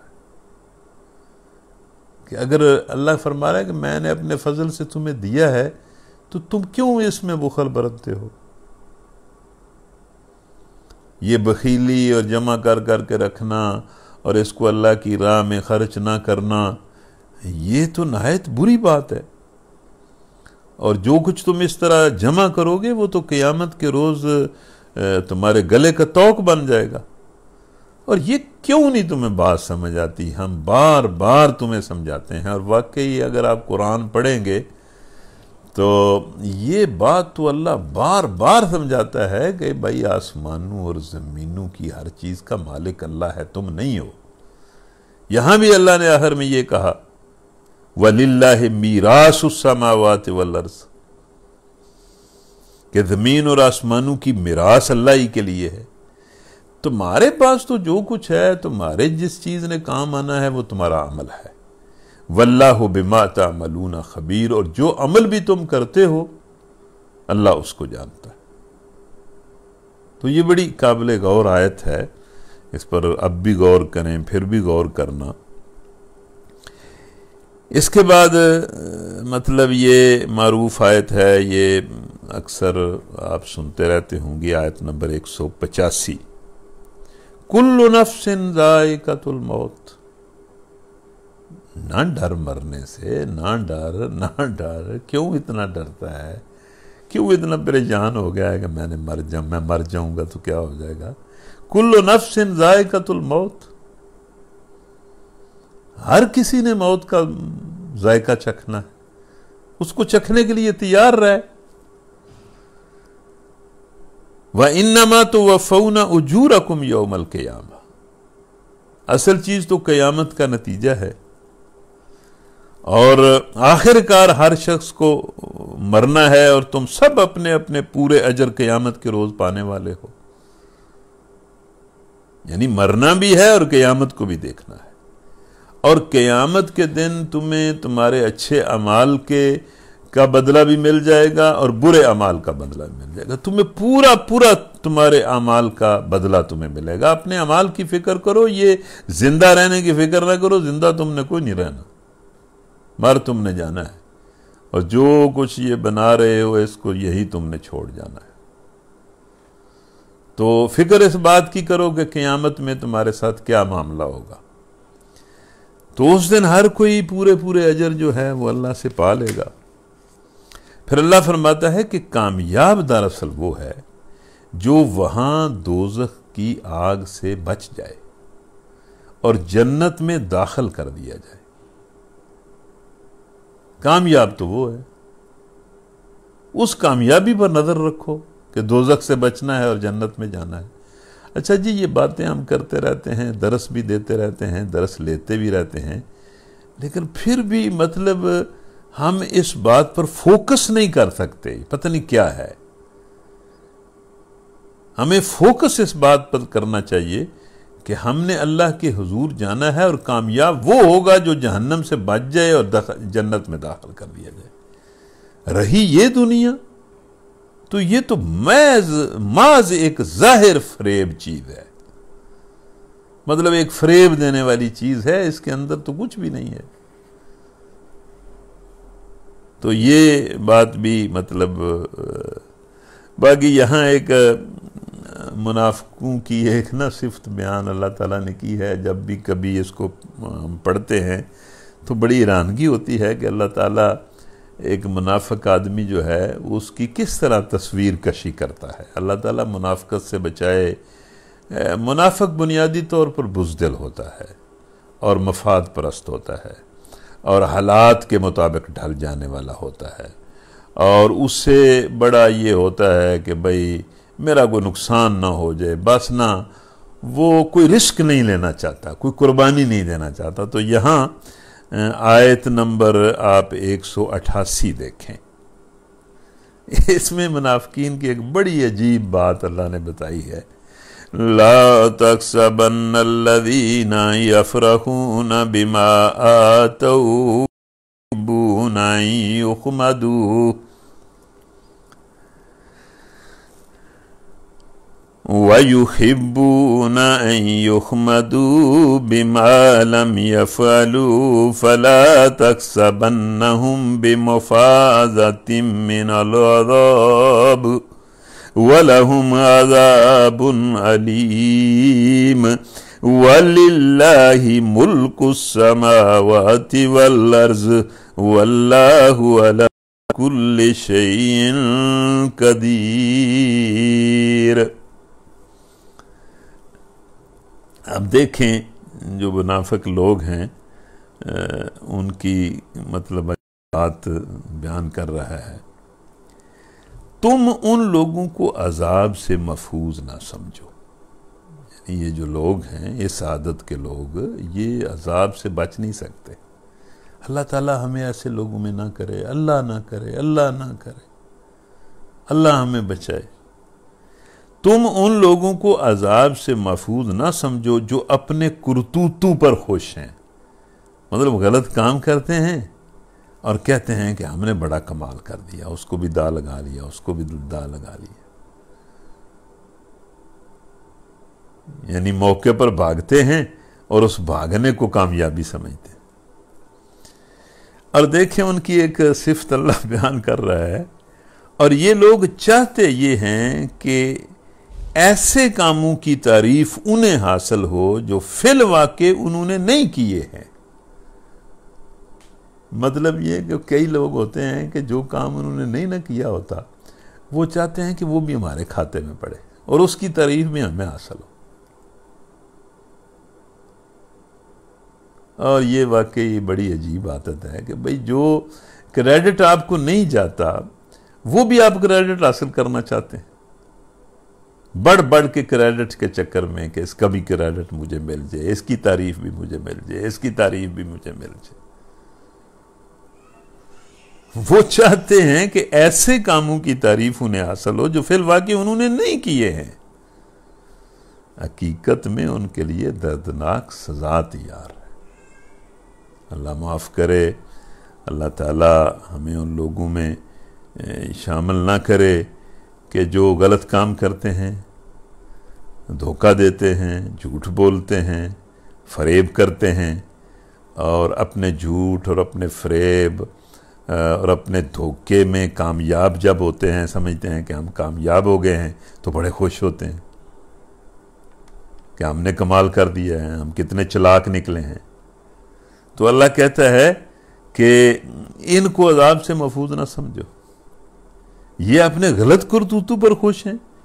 اور چاہتے یہ ہیں کہ ایسے کاموں کی تعریف انہیں حاصل ہو، انہیں ان کاموں کا بھی کریڈٹ ملے جو انہوں نے کیے ہی نہیں۔ یہ منافقوں کی عادت ہوتی تھی نا کہ جب مطلب مسلمانوں کو فتح ہوتی تو آگے بڑھ بڑھ کر نبی صلی اللہ علیہ وسلم کو کہتے ہیں میں نے یہ کیا، میں نے یہ کیا، میں نے یہ کیا، وہ جو کام ہوا تھا وہ بھی پیچھے میں ہی تھا، اس کے بھی پلاننگ میں نے کی تھی۔ یہ بہت بری عادت ہے، اور یہ عادت نہیں ہونی چاہیے کہ جو کام بندے نے نہیں کیا، جو اس کا کام نہیں ہے، وہ اس کی تعریف اپنے حق میں کیوں چاہتا ہے، اس کا کریڈٹ کیوں لینا چاہتا ہے۔ مطلب اللہ کے بندے تو بلکہ اپنے آپ کو، اپنے کارناموں کو بھی چھپاتے ہیں۔ جس طرح وہ ایک واقعہ آتا ہے بڑا عجیب جنگ قادسیہ کا، کہ جنگ قادسیہ جب مکمل ہو گئی تو ایک سپاہی کو ایک بہت ہی قیمتی تاج جو ہے وہ ملا، بہت ہی، اور رات کے اندھیرے میں ملا، اور وہ اس تاج کو لے کر سعد بن ابی وقاص کے خیمے میں چلے گئے اور ان کو دیا، اور دے کر باہر آ گئے۔ تو حضرت سعد بن وقاص نے واپس بلایا اور کہا کہ تم جانتے ہو کہ یہ کیا ہے جو مجھے دے کے جا رہے ہو؟ تو اس نے کہا میں بڑی اچھی طرح جانتا ہوں کہ یہ کیا ہے اور کتنی قیمتی چیز ہے۔ تو پھر سعد بن ابی وقاص نے کہا کہ تم بتاؤ تمہارا نام کیا ہے، تم کس قبیلے سے تعلق رکھتے ہو؟ تو اس نے آ کے بڑی مطلب تقریباً غصے میں آ کر جھنجھلا کر کہا کہ سعد، میں کیوں بتاؤں کہ میں کون ہوں؟ میں جس اللہ کی رضا کے لیے کر رہا ہوں یہ کام، وہ اللہ میرا نام بھی جانتا ہے، میرا قبیلہ بھی جانتا ہے، مجھے کیا ضرورت ہے کہ میں آپ کو بتاؤں؟ اور یہ کہہ کر وہ اللہ کا بندہ خیمے سے باہر نکل گیا۔ تو اللہ کے بندے تو اپنے کارنامے چھپاتے ہیں، یہ تو نہیں کرتے کہ جو دوسروں کے کارنامے ہیں ان کو بھی بندہ اپنے کھاتے میں ڈالتا رہے۔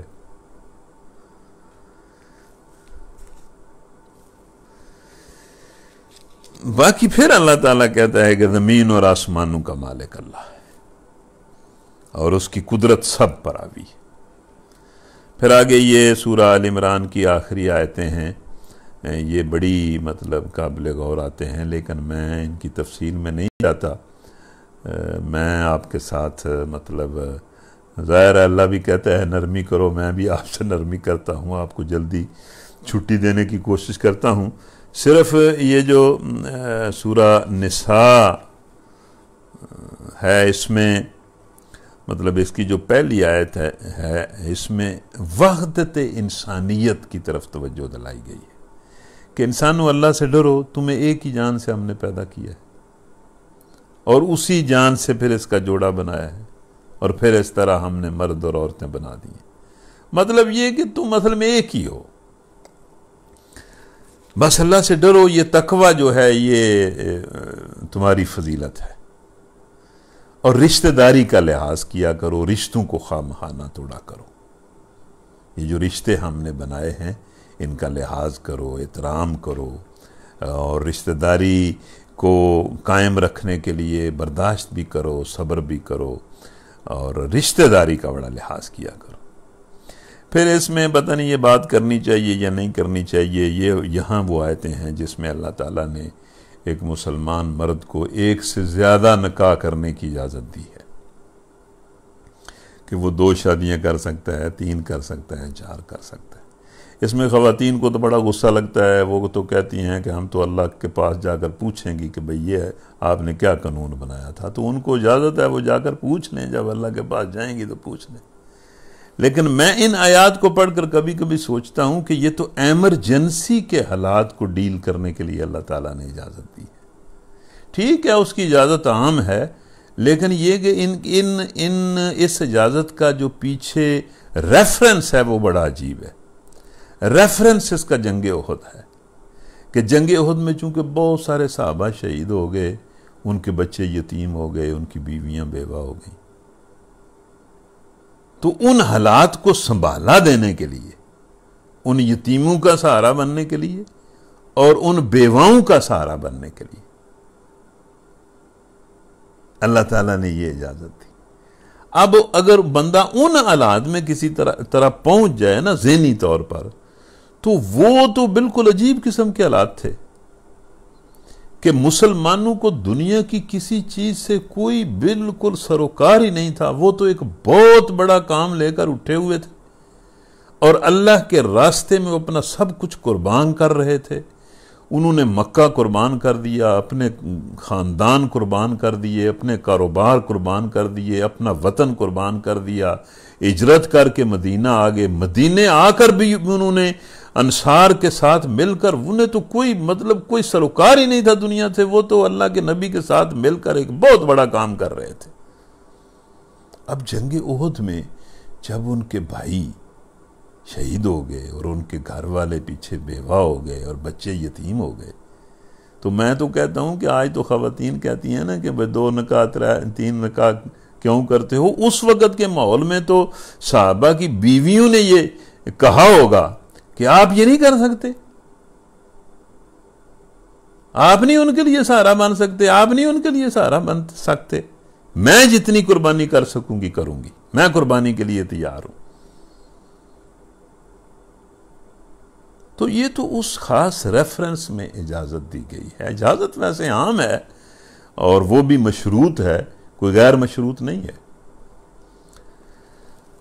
تو اس کے بعد اللہ تعالیٰ نے ان آیات میں پھر آگے جو مطلب چونکہ بہت سارے صحابہ جو ہیں وہ شہید ہو گئے، تو ان کی جو وراثت تھی پیچھے اس کی تقسیم کا ایک مسئلہ تھا، تو وراثت کا قانون ان آیات میں اللہ تعالیٰ نے دیا کہ بھائی جو کوئی بندہ اس دنیا سے چلا جائے اس کے پیچھے یہ وارث ہیں، ان کو اس طرح حصہ ملے گا۔ یہ پوری تفصیل جو ہے وہ اللہ تعالیٰ نے بتائی۔ اور یتیموں کے بارے میں تو اللہ تعالیٰ نے بار کہا کہ بھائی یتیم کا مال جو کھاتا ہے وہ تو آگ کھاتا ہے، وہ تو اس طرح سمجھے جس طرح آگ کھا رہا ہے۔ لیکن بہرحال یہ ساری جو مطلب وراثت کا قانون اللہ تعالیٰ نے دیا، یتیموں اور بیواؤں کے حقوق کی حفاظت کا قانون نازل کیا۔ تو اس کے آخر میں دیکھیں آیت نمبر 13 میں اللہ نے کیا کہا، یہ تعلیمات دے کر آیت نمبر 13 میں اللہ کہتا ہے آپ ذرا جاگیں نا، منہ پر کچھ چھٹے مار لیں، میں نے تو آپ کو اجازت دی ہوئی ہے کہ آپ کڑک چائے پی لیا کریں جاگنے کے لیے، ویسے بھی جاگنا سیکھیں اور مطلب ہمت سے جاگا کریں، بلکہ دوسروں کو بھی جگایا کریں، آپ کے جو عزیز رشتہ دار ہیں ان کو بھی اس پروگرام میں ہم یہ دیکھیں کس طرح کی باتیں کرتے ہیں اور کتنی سادگی سے ہم قرآن کی تلاوت کرتے ہیں اور پھر مطلب قرآن کی کچھ باتوں کو سمجھنے کی کوشش کرتے ہیں، اور ہمارا مقصد صرف ذہن اور عمل کی اصلاح ہے، اس کے علاوہ کوئی اور مقصد نہیں ہے، اور اس کے ذریعے پھر اللہ کو خوش کرنا ہے اور اللہ کے فضل کو اور اس کی رحمت کو حاصل کرنے کے لیے یہ ہم پروگرام کر رہے ہیں۔ تو جاگیں۔ آیت نمبر 13 میں دیکھیں اللہ تعالیٰ پھر آخر میں کیا کہتا ہے، تل کا حدود اللہ، یہ اللہ کی مقرر کردہ حدیں ہیں، مطلب اس کے بنائے ہوئے قوانین ہیں۔ وَمَن يُطِعِ اللَّهَ وَرَسُولَهُ يُدْخِلْهُ جَنَّاتٍ تَجْرِي مِن تَحْتِهَا الْأَنْهَارُ خَالِدِينَ فِيهَا وَذَلِكَ الْفَوْزُ الْعَظِيمُ، اور جو کوئی ان حدوں ان قوانین کا احترام کرے گا اور اللہ اور اس کے رسول کی اطاعت کرے گا، اس کے لیے جنتیں ہیں اور ان جنتوں میں وہ ہمیشہ رہے گا، اور یہ جنتیں بہت بڑی کامیابی ہیں۔ وَمَن يَعْصِ اللَّهَ وَرَسُولَهُ، اور جو ان قوانین کو جاننے اور سننے کے بعد اللہ اور اس کے رسول کی نافرمانی کرے گا، وَيَتَعَدَّ حُدُودَهُ، اور اس کی مقرر کردہ حدود سے تجاوز کرے گا، خود قانون بنا لے گا کہ میں نے اس کو وراثت کا مال اتنا دینا ہے، اس کو اتنا دینا ہے، اور بہنوں کو نہیں دینا اور بھائیوں کو دینا ہے، اور بچیوں کو نہیں دینا بچوں کو دینا ہے، جو خود قانون بنا لے گا، یدخلہ نارن، وہ آگ میں جائے گا، خالدن فیہا، ہمیشہ اس میں رہے گا، وَلَهُ عَذَابٌ مُّہین، اور اس کے لیے مطلب رسوا کن عذاب ہے، ہم اسے ذلیل بھی کریں گے اور عذاب بھی دیں گے۔ یہ جو وراثت کا قانون ہے نا، اس کو توڑنا بہت مہلک اور خطرناک ہے۔ جس نے یہ جرم کیا ہوا ہے وہ توبہ کرے اور وہ حقداروں کو حق دینے کی کوئی سبیل سوچے۔ یہ تو مطلب بہت بڑا ظلم ہے کہ جو اللہ تعالیٰ نے وراثت کا قانون بنایا ہوا ہے اس میں بندہ اپنی مرضی سے تبدیلیاں کر لے، اور جو لوگ یہ تبدیلیاں کرتے ہیں انہیں کبھی چین نہیں مل سکتا۔ تو اس لیے اللہ تعالیٰ نے بڑی سخت بات کی۔ یہ جو آیتیں میں نے 2 پڑھی ہیں، آیت نمبر 13 اور 14، یہ آپ بھی ذرا پڑھیں تو یہ پیچھے سارا وراثت کا قانون ہے، اور اس کے بعد یہ دونوں آیتیں کہ جو اللہ تعالیٰ کے قانون کی پابندی کرے گا، اس کے حدود کے اندر رہے گا اور اللہ اور اس کے رسول کی اطاعت کرے گا، ہم اسے جنتیں دیں گے، اور یہ بہت بڑی کامیابی ہے۔ اور جو اس قانون کو توڑے گا، اس میں تبدیلیاں اپنی مرضی سے کرے گا اور اللہ اور اس کے رسول کی جو بنائی ہوئی حدیں ہیں ان سے تجاوز کرے گا، وہ تو ہمیشہ آگ میں جائے گا، اور اس کے لیے بڑا رسوا کن عذاب ہے۔ تو اس رسوا کن عذاب سے اللہ تعالی ہمیں بچائے کہ ہم بعض مطلب رسم کی وجہ سے اور بعض مطلب خواہ مخواہ اپنے ذہن کی ایک بنائی ہوئی چیز کو زیادہ ویٹیج دیتے ہیں اور اللہ کے قانون کو مطلب ہم وزن نہیں دیتے۔